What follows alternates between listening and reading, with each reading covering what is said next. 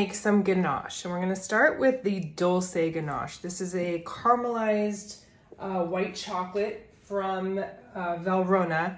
It's amazing. It tastes basically like caramel, and the color will look like caramel when we make the ganache. So what we wanna do is start with some cream and add our glucose to this and heat that up just to bring it to a boil. And at the same time, we're gonna melt this. I like to use the microwave method, 30 seconds at a time, and stir in between each set in the microwave just until it's melted. And then we're gonna place them together.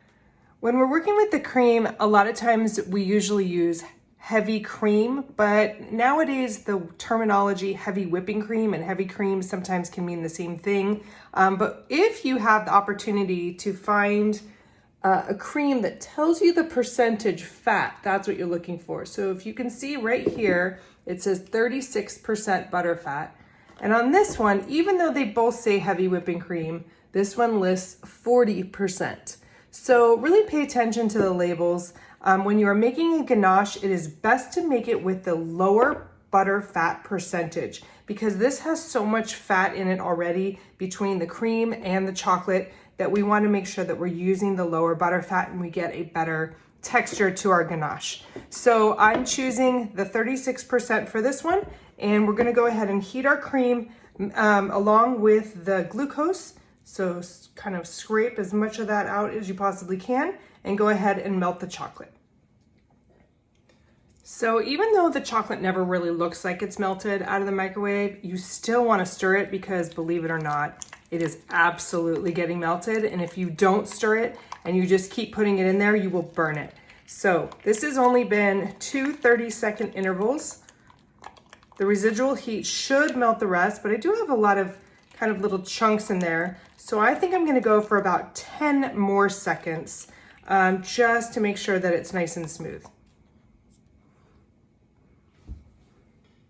All right, our cream has just come to a boil. It's very important that you do go through the steps so this is safe to leave at room temperature because this is not something that you really want to refrigerate after we've dipped it in chocolate. So what I want to do is start by adding a very small amount of the hot cream into my melted chocolate and just stir.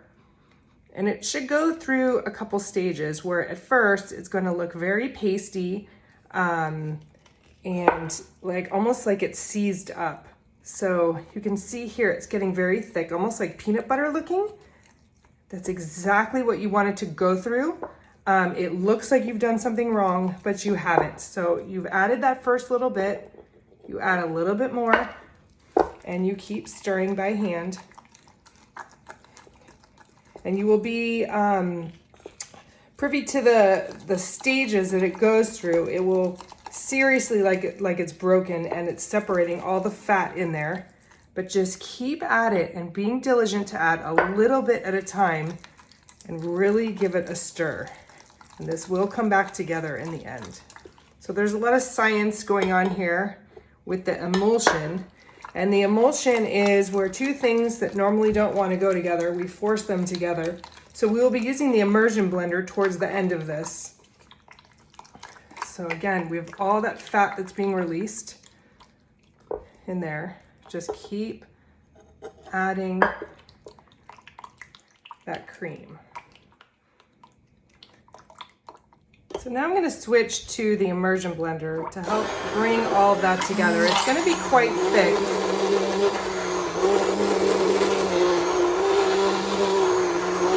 And then slowly start to add the rest of the cream.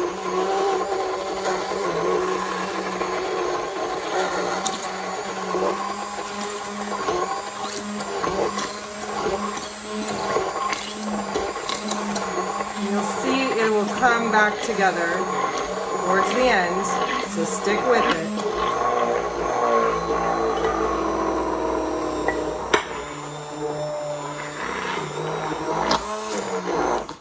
If you need to lift it out, turn it off, and then lift it out so it doesn't splatter everywhere. And you'll see it will actually force that emulsion together. You want it to be very smooth. It will look like a caramel sauce.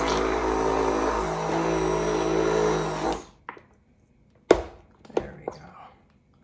but it's not separated anymore. So I want to take all of this off of the handle, and then we're going to pour it into a prepared mold.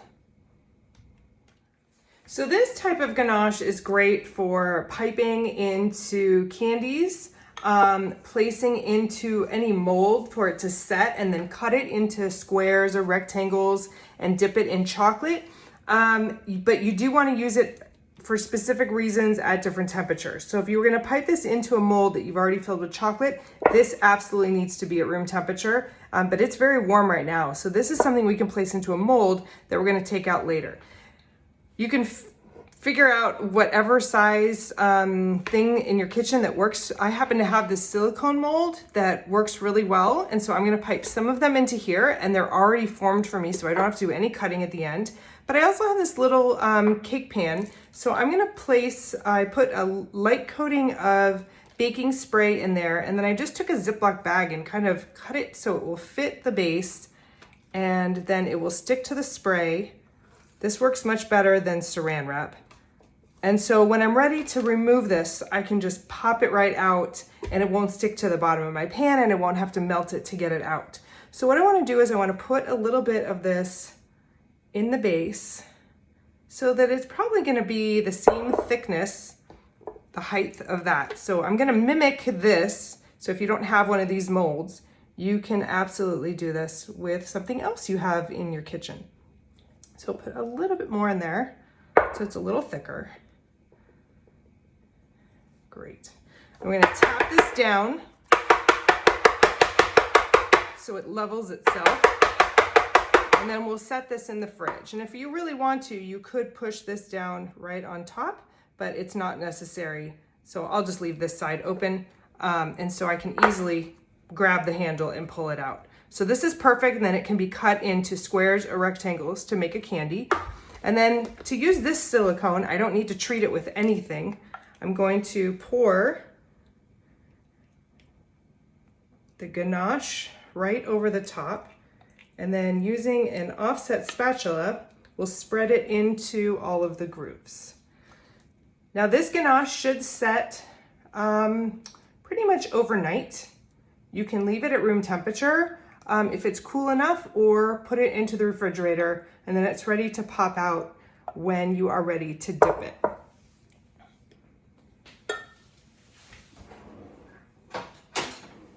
So I'm going to take a small offset spatula and place this right on top. Sometimes they sell these kind of mats at like Michael's. You can ice cube trays, but it has to be silicone. It cannot be the hard plastic, because you have to be able to bend it to be able to pop it out.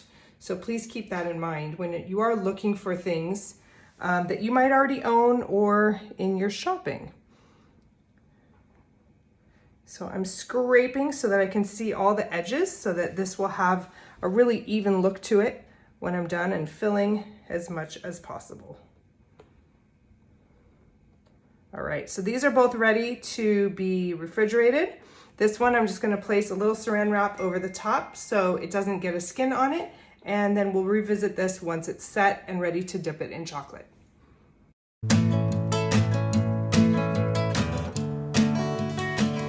The second style of ganache we're going to do is more of a piped ganache.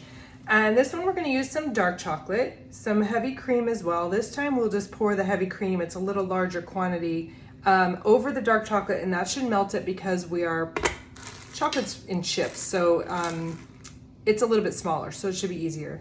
And then when that's finished, we're going to add room temperature butter, and we're going to add the honey this time with the cream instead of the glucose like we did last time. Pretty much the honey is another version of invert sugar, and so you could interchange the honey, the corn syrup, the glucose, or the actual invert sugar for this.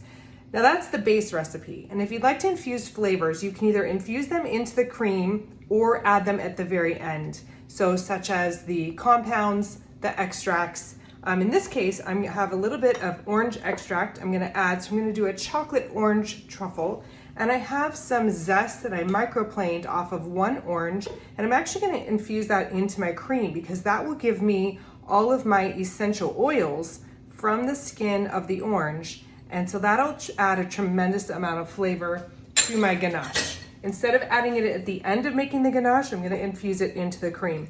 So what I'm going to do is add my honey into here, bring this just to a boil, then we'll come back and add it to our chocolate. All right, the cream has just come to a boil. It smells amazing with the orange that's in there. Like I said, that's a completely optional thing. You can see that it's infused some color. We're not going to see the color. When you are considering flavors to add to dark chocolate, keep in mind you want something that's going to be complementary and not compete with the intensity. If you're doing white chocolate, that will accept many more flavors into there. So what we want to do is start with about 1/3 of this mixture into the dark chocolate and just stir it around gently and let that heat melt your chocolate. You do not want to whisk this. We're not trying to put air into it. We just want to be very gentle. We might transfer this to a taller container so that I can place the immersion blender in there. But start with that first third and just kind of let it really settle in and melt that chocolate. So we're going to let that sit for about a minute before we add any more. So after about a minute, just give it a little stir. It's going to be very thick because the ratio of the cream to the chocolate is not enough at the moment. So just keep stirring that and then go ahead and add a little bit more. Again, in stages, just like we did the last one, and stir it gently. Lots of little circles will do the trick. If you try and do big circles, it's going to splatter all around the outside. You can turn the bowl as well. And then keep adding your cream and it will keep getting a little smoother and a little smoother. And you really want all of those lumps to melt out. Should get a little looser as well.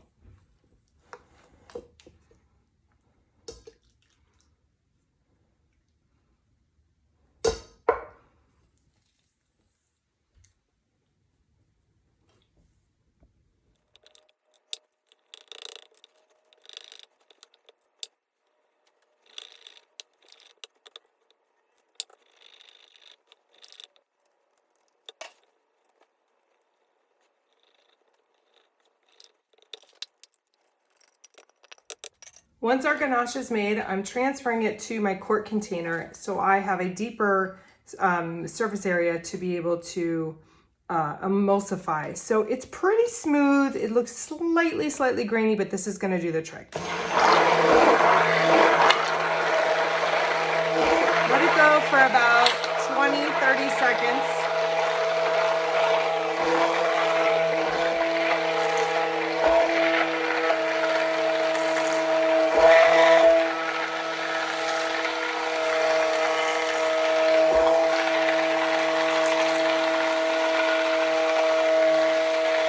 This will really ensure the emulsion to make sure it does not separate. So my ganache is slightly warm and I want to go ahead and add the butter around 105 degrees. So we're going to temp this and see where it's at and then add the butter and then re-emulsify one more time. So I was at about 102, which is a perfect temperature. So I'm going to add my butter, again, room temperature, so that it's very soft and it just melts right into that ganache. Kind of stir that up in there. And then if you'd like to give it a little more intensity of flavor, you can add a little bit of orange extract. So maybe about a ½ teaspoon or so. That will really enhance that orange flavor and be really nice with the chocolate. So I can see there's just a little bit of butter left in there. And once I stir this in, I'll re-emulsify one more time. If you don't have an immersion blender, you can definitely do all this by hand. Just make sure that it's nice and smooth. So the butter is completely melted and I'm going to place in my immersion blender. Again, about 15 seconds. Looks extremely luxurious and shiny.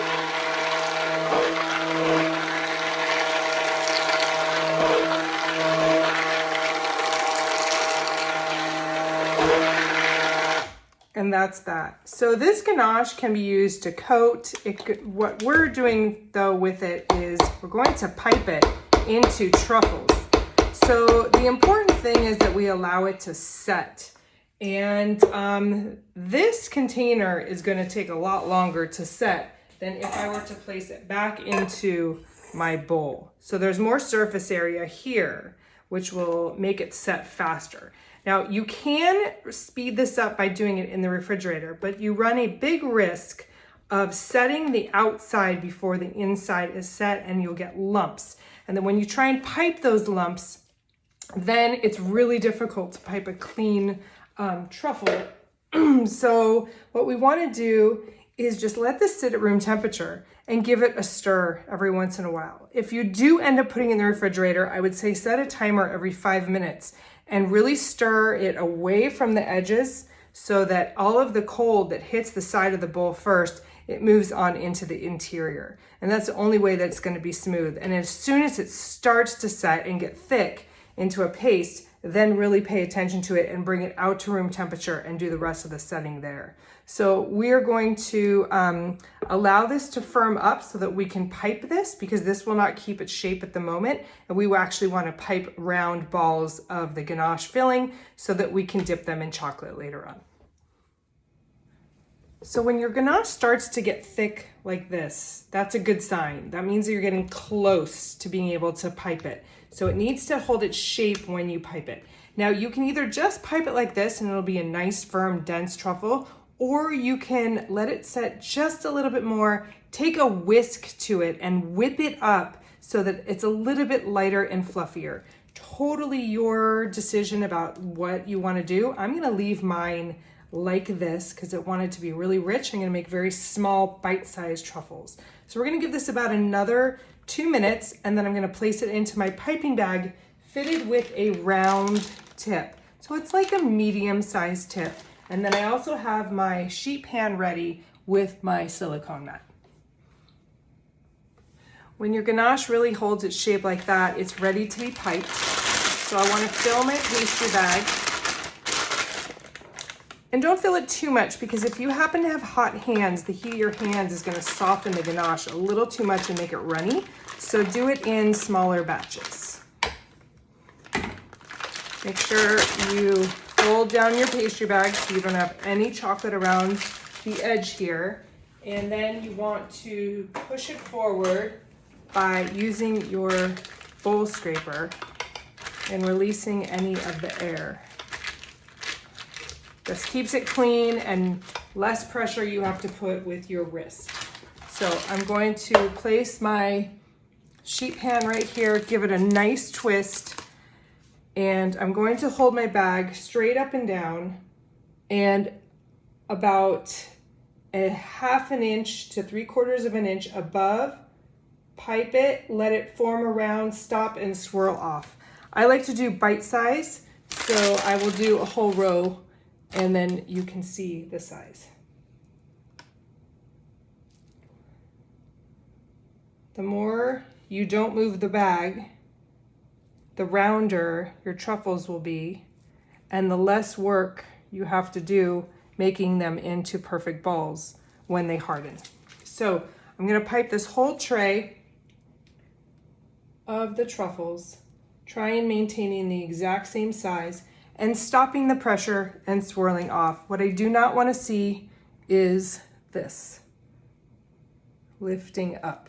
That is not a good truffle. So I'm going to try and shoot this from another angle so you can see me piping that proper angle and how it comes out of the bag.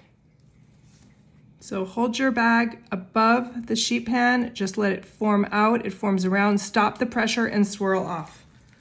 Do not move the bag, just keep it in the same spot, stop and swirl off. Again, these are little 1-bite truffles. You can make them larger, but I like this size. Now, if you go too low, this is what's going to happen.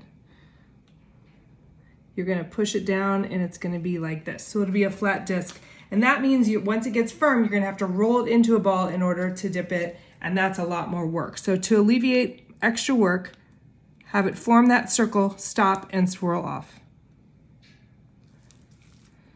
Same pressure all throughout and swirl off.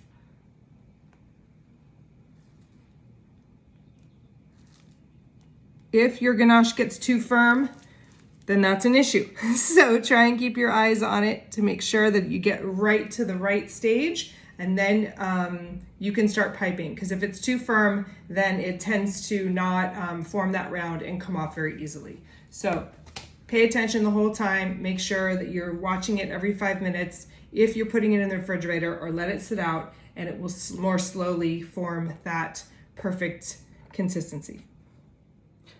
Once all your truffles are piped, if you have any tails on them, you can just simply kind of push them down with your finger. When they're a little more set, the easier it is, and then it won't come off on your finger. So we're gonna let these set completely, whether it's in the refrigerator or on the counter if it's a cool room. And then we're going to wrap them and cover them so that they're ready for when we're ready to dip. Now this type of truffle can be just rolled in powdered sugar or cocoa powder or nuts, but then you don't get the textural difference of the crunchiness of the tempered chocolate. It also doesn't preserve it. So this ganache is not meant to sit on the counter for more than like 2 or 3 days. And so those will have to be refrigerated, and that kind of defeats the purpose of this. So the next lesson will be how to take these and dip them into tempered chocolate to help preserve them and to give you that textural crunch.